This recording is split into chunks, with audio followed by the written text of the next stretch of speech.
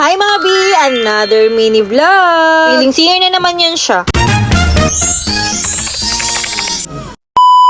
Sobrang tagal na naman nga natin hindi nakapag-upload ng vlog and hindi na nga rin nakapag-vlog na para bang naninibago na naman ng babaeng wala naman nga nahihingi ng update pero bakit ba? Gusto ko lang meron may pag-usapan niya yung mga marites sa Gedli. Nito pala talaga ang buhay ng isang fourth year student, ng isang graduating student. Talagang darating pala yung panahon na mawawalan ka na nga ng time sa mga bagay-bagay. Ganun. Medyo matagal talaga akong hindi nakapag-daily vlog, nakapag-upload ng A Day in My Life kasi bukod nga sa sobrang busy, hindi nga rin po allowed mag-take ng mga video, ng mga pictures dun sa school kung saan nga kami nag-practice teaching. So ayan, bilang pagsunod nga sa kanilang mga rules and regulation, ay ayan, naging mabait talaga tayo doon kahit papano. Doon nakakapag-take nga tayo ng video doon pero sobrang limited lang and ingat na ingat rin talaga na merong mapapasamang mga student kasi bawal na bawal talaga. Medyo marami na nga rin tayo na isakripisyo dahil nga sa pag-aaral na ito mga be, napaka-ambisyosa kasi ng babaeng ito. Almost 1 month na nga rin ako hindi nakapag-duty sa McDo na para bang saan ka kukuha ng pantutustos dyan sa pag-aaral mo. And halos napabayaan ko na nga rin yung pagti-TikTok affiliate ko dahil nga pagkakarating ko tuwing hapon, ayan, kailangan na talagang humiga and lagpak na talaga kaagad ng katawan ng babaeng ito. Ewan ko ba pero alam nyo yung mga pagod na hindi ko nararamdaman dati, ramdam na ramdam ko talaga ngayong 4th year na konti na lang talaga. Ay hindi ka nga magraran sa mga video mo ngayon, te. Nabi ko talaga sa sarili ko, as in kinausap ko talaga si self, Charis. Hindi nga pwedeng hindi ko gagawa ng vlog itong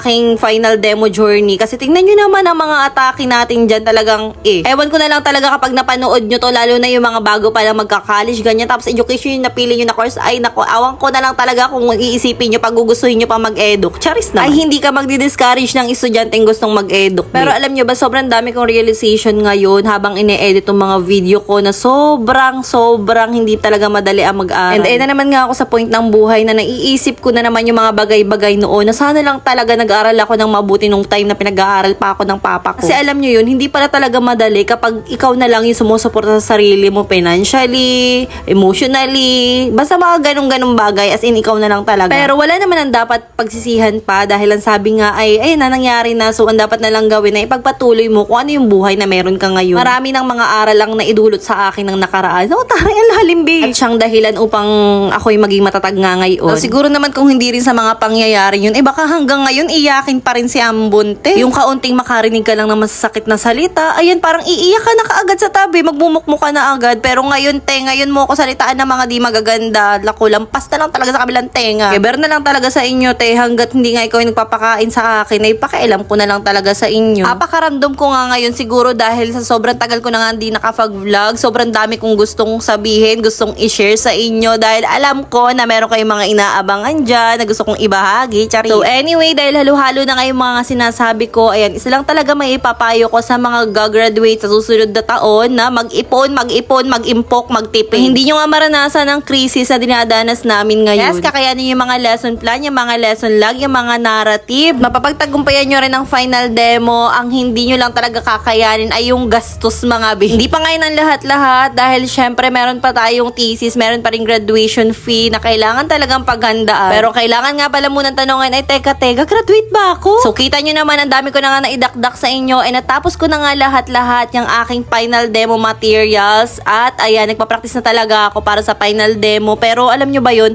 lahat talaga ng pinractice ko dyan, hindi ko halos nasabi lahat. Pinractice pa talaga ako ng aking cooperating teacher, tapos sinulungan niya rin ako mag-set up ng classroom, mga be, na sobrang generous naman talaga. Na para bang ako na lang yung nahihiya na kung magkamali ako, ay nako talaga, paano na ang effort ng aking cooperating teacher, diba? Parang kinakabahan na talaga ako ng time na yan, pero lahat yun, inihinga ko nga ng malalim para alam nyo yun, kahit pa paano ma-refresh yung aking utak, makalma yung aking katawan. Pero hindi talaga, alam nyo yun, lahat ng mga salita na pinractice ko, na inisip ko na sasabihin ko sa time ng final demo, ay nako, wala talaga. Sobrang unti lang talaga na nasabi dahil ko. Pangalawa pa naman nga ako ng time na to, ayan, tingnan nyo naman, nakapag-arte-arte pa ako sa pag-video, yung mga ginagawa nga ng ibang nag-final demo. Ginaya-gaya ko talaga. Low budget nga lang tayo, nakakahiyaman i-flex yung mga pakain ko, yung token ko, yung mga nandyaan, ay ayan, ipinush talaga natin yan dahil yan lang naman talaga ang kaya ng ating bulsa. So ngayon, ayan, kahit papano, thankful na rin ako dahil kahit papano nga ay nairaos natin ang ating final demo. Sa grade 8 benevolence, sa talaga na mga nakipag-cooperate sila sa akin ng husay at sobrang saya rin nila nung nalaman nila kahit papano nakapasa tayo. Ngayon naman siguro ay makakabawi-bawi na tayo sa pag-affiliate, sa pag-vlog, sa pag-duty kasi kailangan natin ng pera naman. Dahil bayad-bayad naman tayo ng utang ngayon, mga be.